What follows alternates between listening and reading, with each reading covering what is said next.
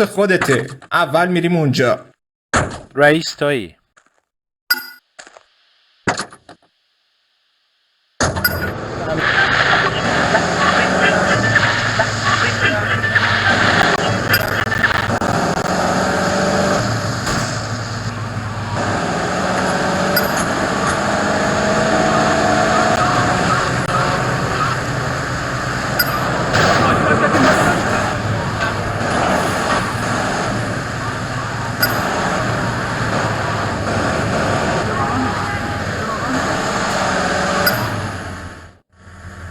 اینجاست تونی. هیچ جا خونه آدم نمیشه. خوشگله مگه نه؟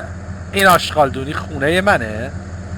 اوه، ولی به نظر من کاملا در خور خودته. حالا دیگه داری به وینچنزو پیر بی احترامی میکنی؟ گوش کن گنده بک، گم شو تو خونه و چند تا لباس خوب بپوش. من کل روزو وقت ندارم. تکون بخور.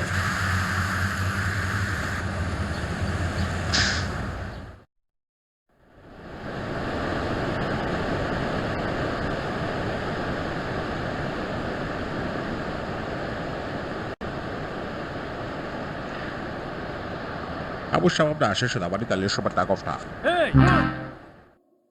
امشب قاطیم.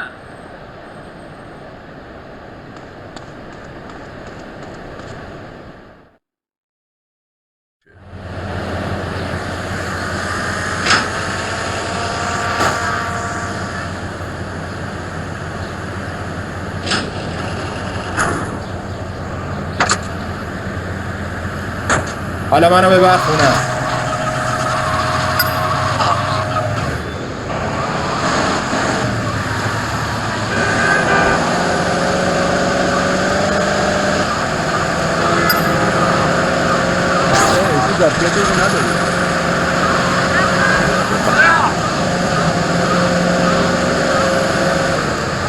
این چه وضع رانندگی کردنه؟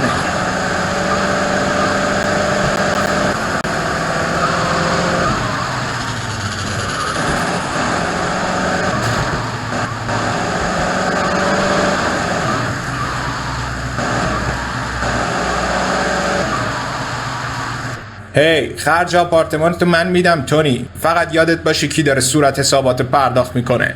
من، بابا وینچنزویی که اینجاست. پس تو الان برای من کار میکنی. پس به نفع خودت زود برگردی اینجا.